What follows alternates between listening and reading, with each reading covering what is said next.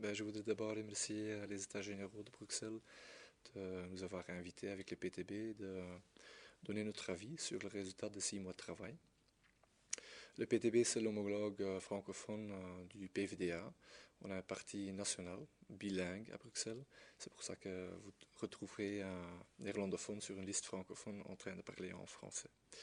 Euh, Nous trouvons le texte assez positif, réalisé d'une manière participative. Euh, il y a une assez grande participation de différents segments de la société, donc avec le monde académique, mais aussi des syndicats par exemple. Et le texte part de la réalité. Pas d'idée préconçue, comme certains voudraient que la réalité soit. Et cette réalité, elle est pas rose, pas partout. Elle parle d'une dualisation de Bruxelles, une dualisation au niveau des revenus, au niveau du chômage.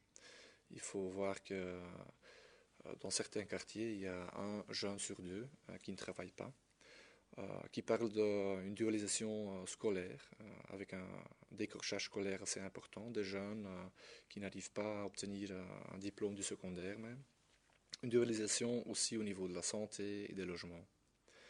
Et tout ça, c'est en fait symbolisé ou cristallisé dans ce dilemme, hein, ce paradigme bruxellois, avec un marché d'emploi qui offre des emplois très qualifiés d'un côté, mais où il y a une population qui est très peu qualifiée d'un autre côté.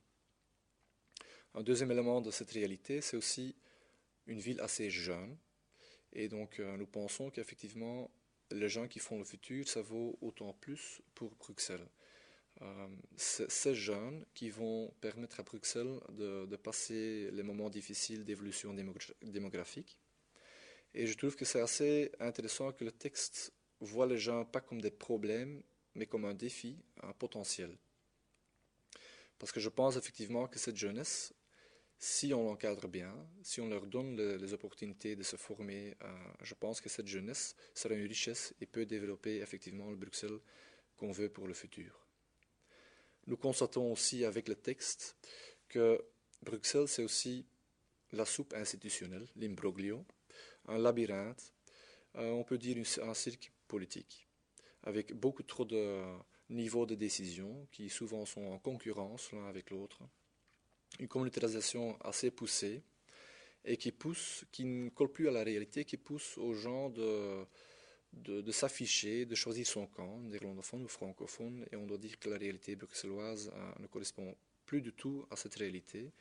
Et ça a des effets aussi démocratiques ou antidémocratiques plutôt, que certaines communautés ne sont pas pesées démocratiquement, ils ne peuvent pas voter à certaines élections.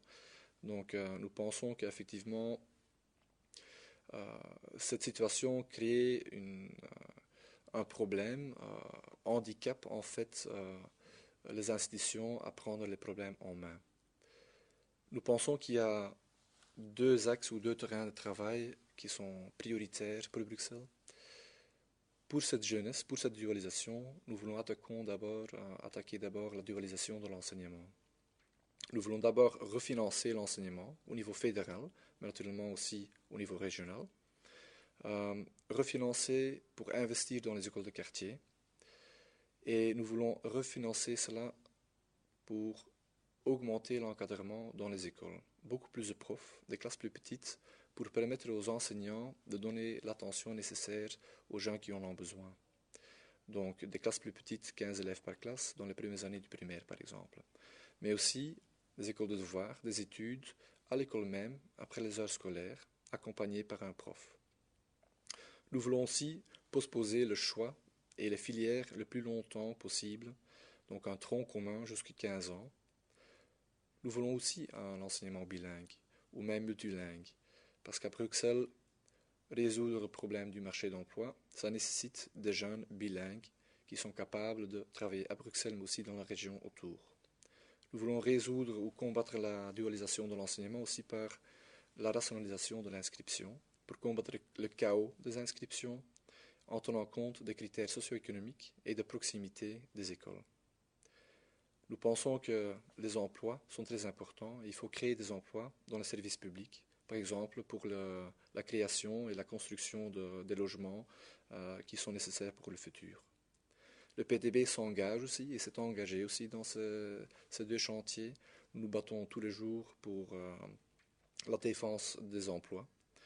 Nous pensons aussi qu'au niveau de l'enseignement, il est très important de soutenir les luttes et les mouvements qui se passent actuellement dans l'enseignement. Je signale deux mouvements, deux initiatives seulement.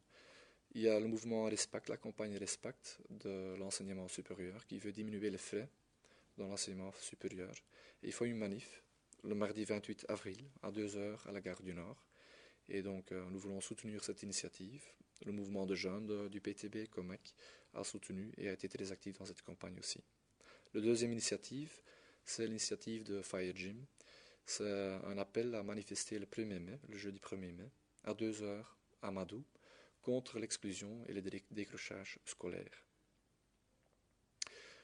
Le troisième et la dernière chose à quoi on s'engage, c'est pour les prochains états généraux, nous voulons mobiliser les jeunes du quartier pour participer à la réflexion. Merci.